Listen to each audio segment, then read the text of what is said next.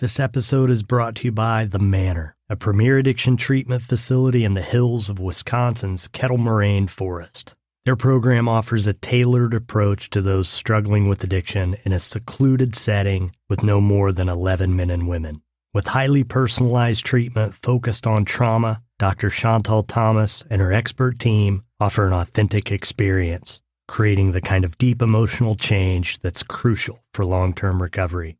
If you or someone you love are struggling with addiction, call The Manor at 414-930-1930. You can learn more about The Manor by clicking the link in the show notes or by visiting discoverthemanor.com.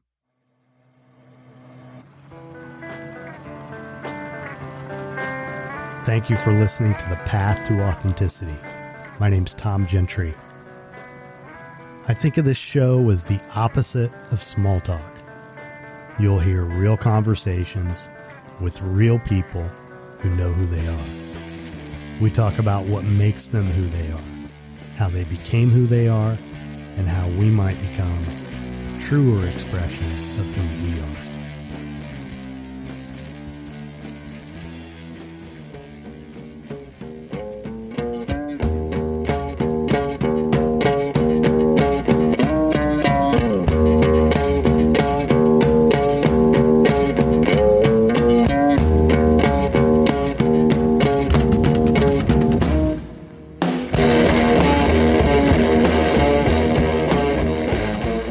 If this is your first time here, thanks for checking it out. If not, thanks for coming back.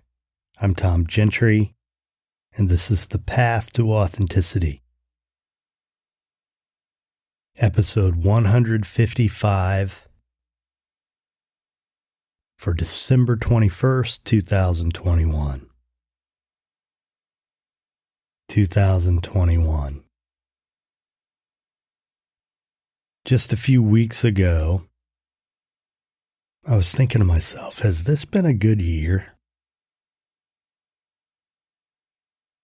And then my mom died.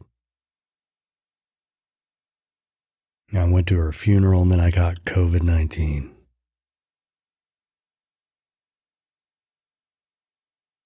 And I suppose it's been a good year overall. But man, I am ready for it to be over. I'm ready for a change. I'm ready for 2022. And I've gotten out of my routine over these last few weeks. If you've paid close attention to the podcast, you know I've re-released several episodes that came out early on. And I sort of had a stockpile of interviews that I had done and used all those. And I've been working on other stuff. I've been working on 2 new podcasts, one of which I just released the trailer for. That's Good Counsel with my friend Eric Bricker, which is set to launch January 1, something we've been working on for a while. I did an episode a while back with Eric to talk about it. And so that's going to be a semi-weekly podcast that again comes out at the top of the year, where he interviews therapists and other helping professionals. He's got several great episodes in the can, ready to be released, and he's really excited about it. So am I. So that's been a fun project for me to work on in 2021. Then I have a new podcast of my own, which I've sort of teased to you guys over the last few months, 20 questions.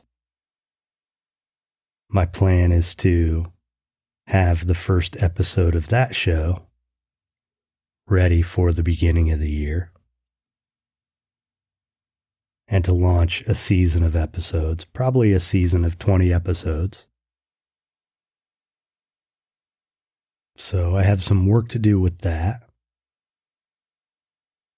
But I just thought I'd take a little time in this episode to sort of review the year Maybe look back at some of these episodes I've done since the beginning of 2021. The year started off with an episode with an art gallery owner in California named Matt Kennedy. The first episode of the year was one like this. It was just me doing a little monologue thing where I talked about how I turned a walk-in closet in my spare bedroom into a little recording studio, which I'm not using right now, which is why you probably hear some background noise that you might not ordinarily hear. I live right beside the main train station, Amtrak station in downtown West Palm Beach, Florida. So, until I had this little makeshift studio, it was pretty common to hear the train in the background of the episodes.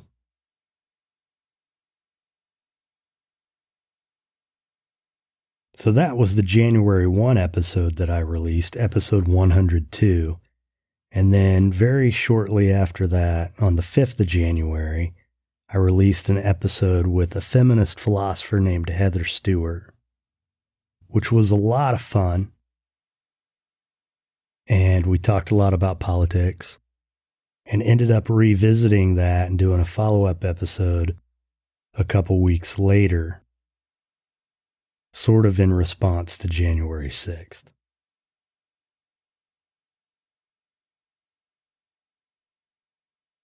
So it was a crazy year. Started off as crazy as could be. Then the next episode I did in January was with my friend Alan Schwartz, who was the man who took the phone call from me when I called rehab back in 1996. And we've remained friends. We've worked together. So that was a lot of fun. Did a couple episodes with my friend Ed Tilton on getting real about manhood. He and I are working on some stuff going forward. So hopefully I'll have a new project with him that launches in January. That will be a live show on Clubhouse that will also record as a podcast. That's all I'm going to say about that right now. But I went on to do an episode with a guy named Gus Castellanos, who's a mindfulness expert. That's one of the better performing episodes that I've had. It seemed to generate a lot of interest. That's episode 108 from February 2nd. Then I interviewed a fashion entrepreneur named Evan Strusand, who's got a company named Highway Robery. That was a lot of fun.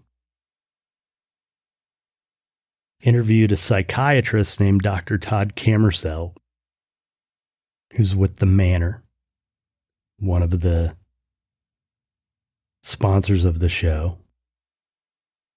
Got some really cool clips from that. Had some laughs. And that was one of those episodes that I'd never met this guy, never had a conversation. I knew he was very highly regarded, but I didn't really have a lot of expectations about how the episode would go, and I had a blast. Back in the beginning of March, I interviewed a brand strategist named Mike Iamelli. Another great episode. Talked a lot about manhood. And he had a little bit of a unique slant on it compared to some of the other guests with whom I've discussed that topic, but I really enjoyed it. And then Gina Mafa.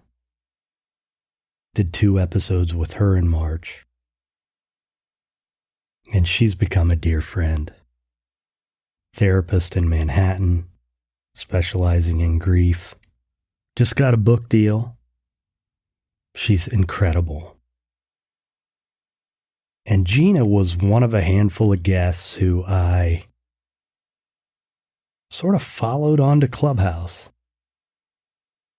and followed her into some rooms on Clubhouse and sort of, she's the one who got me talking on Clubhouse. And if you've listened to this podcast since then, I've talked about it a lot. And if you don't know anything about Clubhouse, if you've never been on Clubhouse, probably sick of hearing me talk about it. But if you don't know anything about Clubhouse, it's a drop-in social media app where essentially, maybe you could think of it as sort of interactive AM radio. Lots of topics of discussion. And there's a moderator who sort of leads it and controls who has access to the microphone and who doesn't. But if there's one big thing that has happened for me in 2021, it's Clubhouse. It's been great in terms of meeting people. I've made friends all over the world, literally all over the world. People who I love, some of whom are probably listening to this right now. So, my Canadians. So, if for no other reason, that has made Clubhouse fantastic and brought a lot of love and enjoyment into my life. But I've also used it to record interviews for this podcast, which has been a blast because it gives me an opportunity to interview people live, to let an audience listen in, to record pretty efficiently in a way where I need minimal editing of the interview itself in order to get clean sound.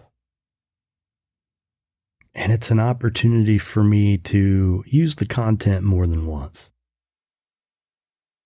and engage the audience, which is something, if you've listened to this, if you've followed this podcast, you know that that's something that's important to me. Speaking of which, the January Journaling Challenge. If you haven't signed up for that and you're interested in some introspective writing and engaging in a community experience with listeners from this podcast, there's a link in the show notes. I'll send you a writing prompt for every day of the month. And it's probably going to start with one to close out 2021, where maybe I'll ask you to comment on what's ending for you and what does the beginning of 2022 signal for you. What are you determined to have happen with your life in this coming year?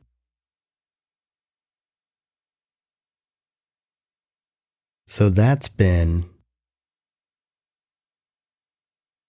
something, sort of something new that I decided to do to sort of deepen the engagement with the audience. And Clubhouse has been a way that I've tried to gain listeners and gain a following and engage with that following. And it's been pretty satisfying in that regard. It's really the only social medium I've ever used where it felt like, this is actually working for me and this is good for what I'm trying to do in the world.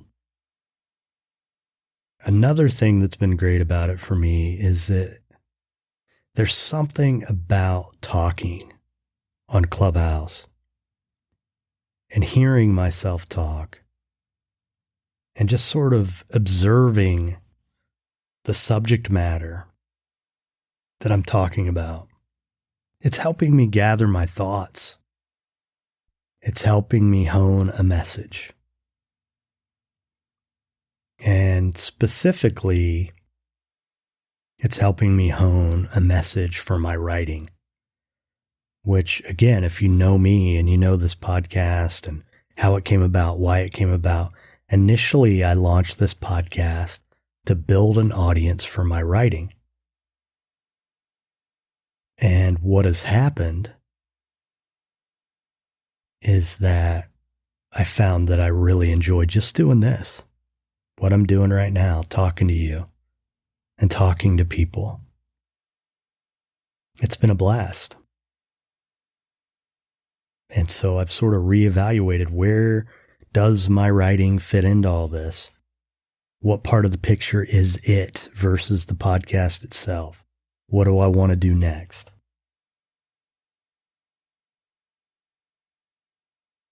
So I've made some headway there, where I've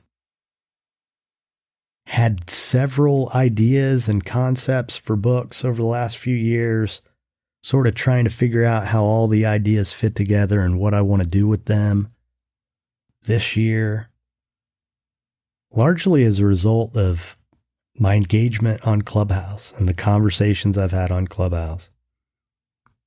I've sorted that out. I know what I want to write about, and I've started to write a manuscript.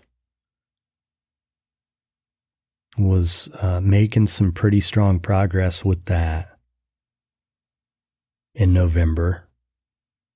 And then that sort of stalled when I lost my mom.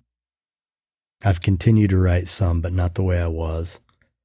And it's not like a writer's block sort of thing. It's just that there was, the personal stuff was just taking up too much space in my world. I've devoted time to family. And then, of course, getting sick.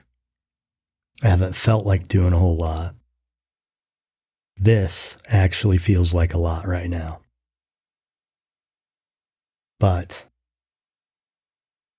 have that going on. And I created a sort of show on Clubhouse. One of the things I decided, I guess about this time last year, is that I wanted to have a daily podcast, or at least Monday through Friday, something more consistent than just once a week and different than the path to authenticity. And so what I ended up coming up with was a room on Clubhouse where I used the 20 questions that I developed for guests of this show and interviewed people with those. And so now that's the new podcast that I'm going to have coming out here in the next couple weeks. I'm excited about it. It's been a blast. It's been sort of a different approach to the interview process. It's a concept that more people are open to than the normal guests that I have on this show. It's something that listeners are even willing to engage in with me. Just people. Not people who are necessarily out there trying to make a name for themselves for one reason or another. Just anyone. And I feel like it's been a good way for me to engage the various audiences that I connect with on Clubhouse and with the podcast, and help people get to know who they're hearing. And these 20 questions have felt like just the source of a lot of good conversation. It's been a blast. Haven't done one for a while. I haven't recorded one live for a while. But one thing I did do several months back was contact all the past guests of this show and invite them to record an episode of that with me. And right now I have 20 or so recorded that I need to edit and produce. So I'm going to do that and release a season. Coming right up. So that's a lot of what has happened on Clubhouse. just besides making friends. People who I love. Back in April, I interviewed a model, Luisa Latavis. That was a first. I interviewed several podcasters throughout the year. Went back to my friend Safa Kagan, did 2 more episodes with her.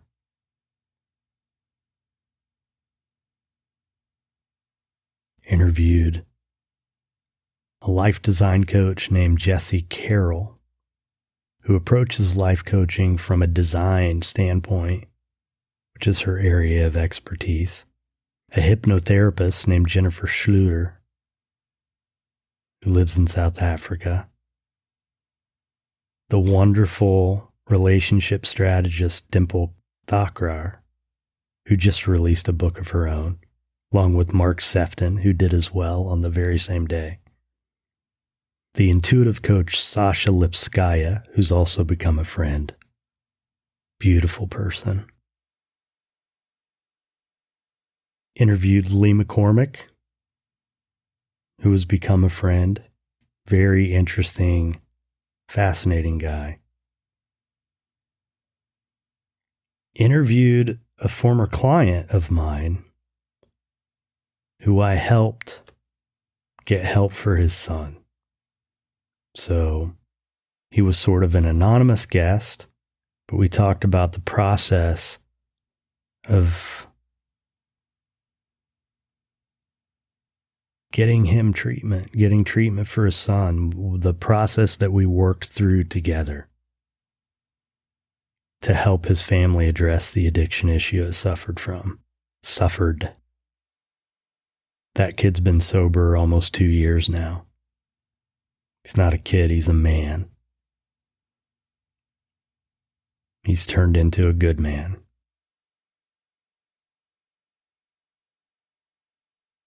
Interviewed my friend Carl Hewlin. He lives in Jersey, the island in the UK. Another Clubhouse friend who is just wonderful.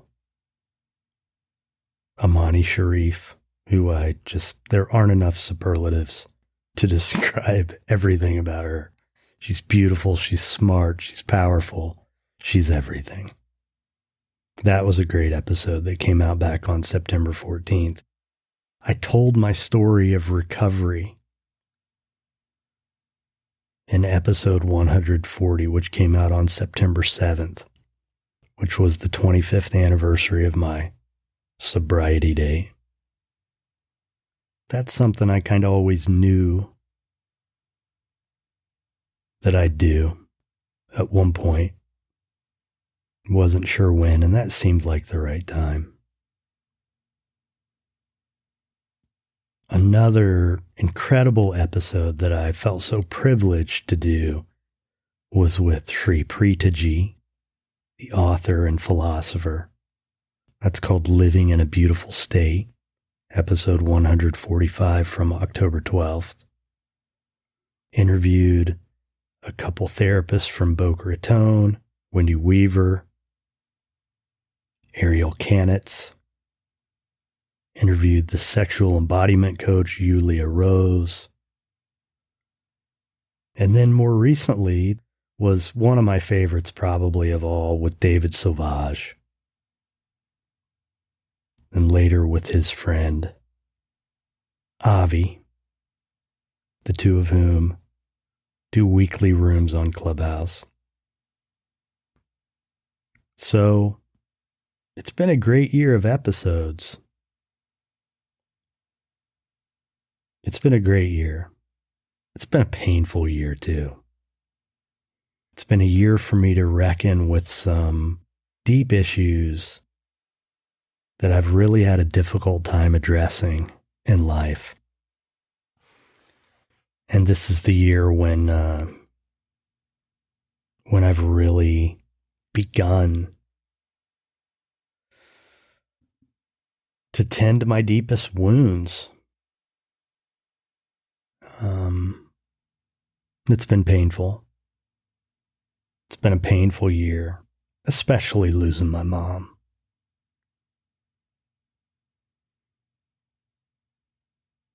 It hasn't quite hit me yet. A little bit of it just hit me right now as I spoke those words. But the key part of that for me is I had a great mom. And the highlight of my year was the episode that we did together.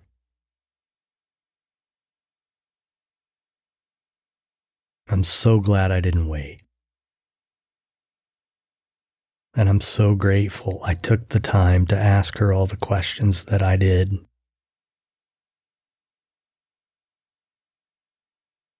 And I'm so grateful that I have that to always go back to. And in losing her, spending time with my siblings the week of her funeral, her absence,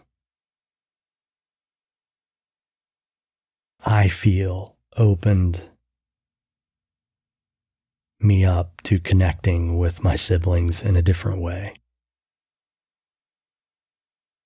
And I realized how much I love them and how much I've missed them all these years. And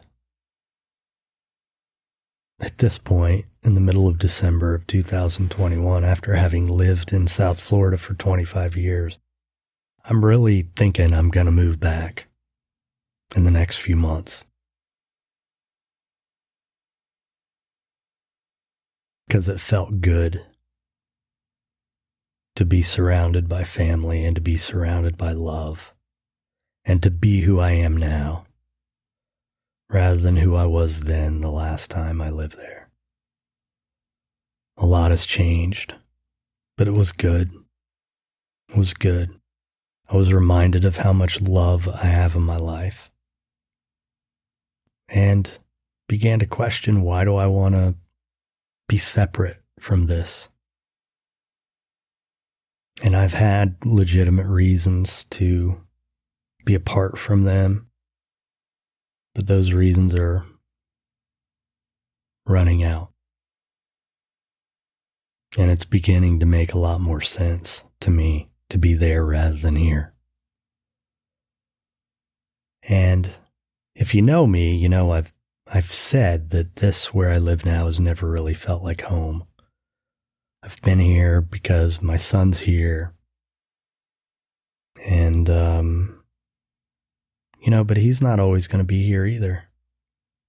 So I've had in my mind over the last several years that when he goes away to school, a couple years from now, I'm going to be somewhere else. I just hadn't decided where. And,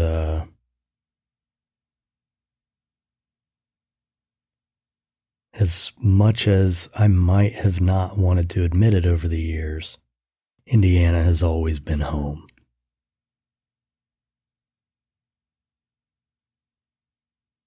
And it hasn't felt like I belonged there. I felt like I needed to leave there, and I didn't belong there for a long time. But I'm definitely beginning to think I belong there now. So we'll see. We'll see what happens. But I have some ambitious goals for the beginning of the year. Just some of which I've described here today. But there are more. And I'm just my ass is on fire, man. I'm ready for some new stuff. I'm ready for change. I'm ready for something different. I'm fired up in certain ways. So As always, I just want to thank you guys for taking the time with me this year, for listening to the show. I really have to give a shout out to the guys in my men's group who I love, who have shown up for me in my sickness over the last 2 weeks, and who have been really clear about how much they care about me and how much they love me, and I love them. It has been such a grounding force in my life, having these men to connect with.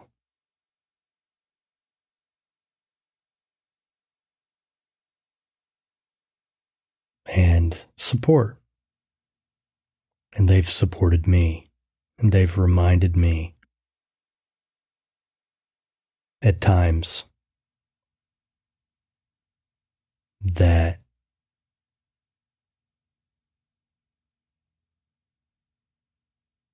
I'm capable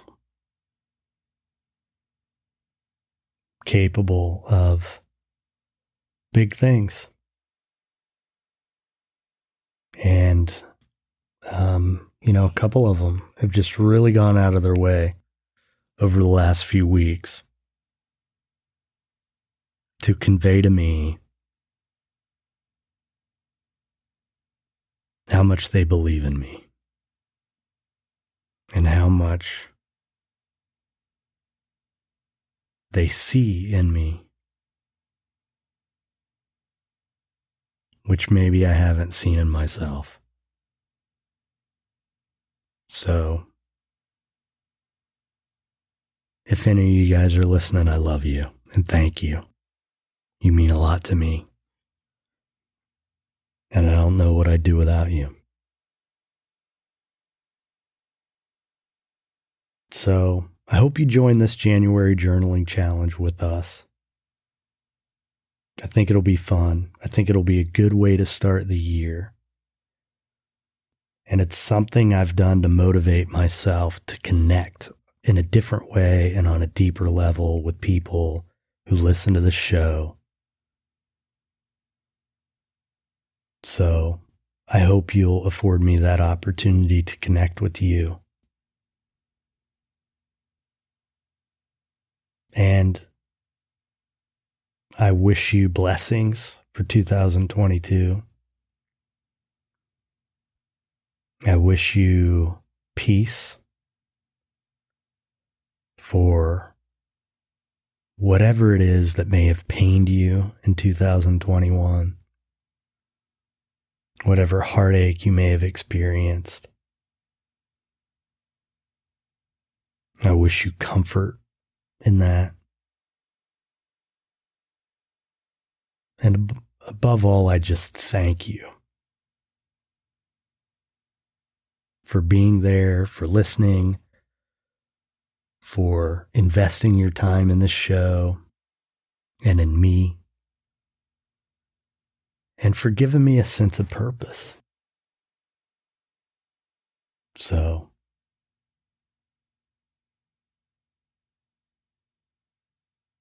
I hope you have a great year. I wish love to you and your family. And I wish you peace with yourself and trust in yourself. And I ask of you that you ponder your own divinity and all the good that you have in your heart and all the things you're capable of. And ask you to honor yourself and be true to yourself.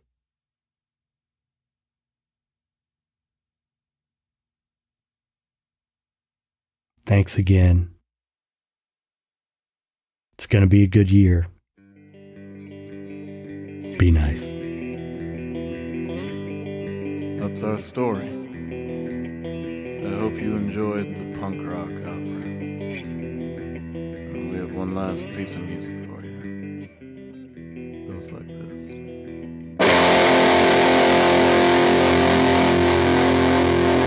Okay, go.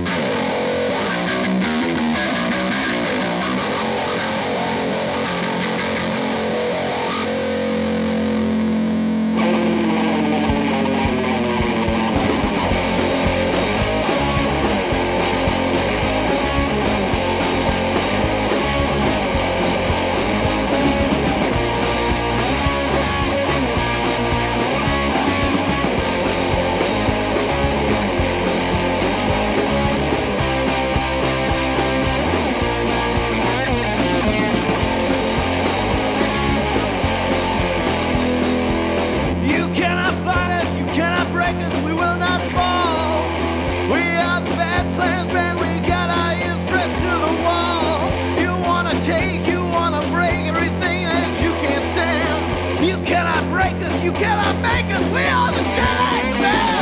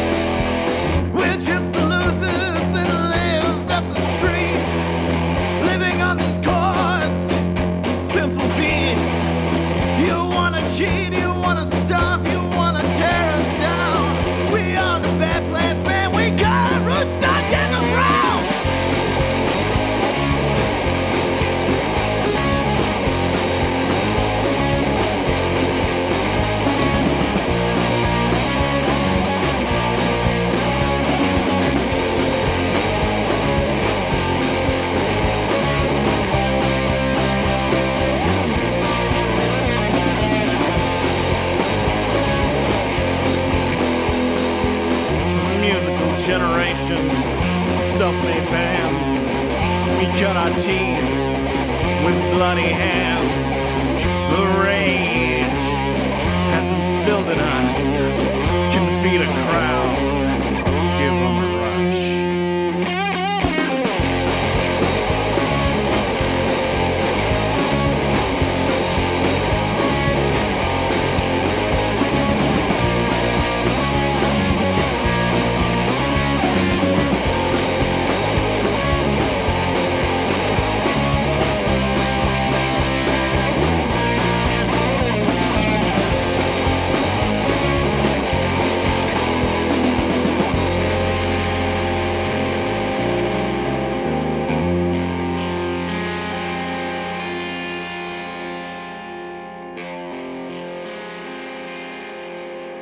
Thank you. Good night.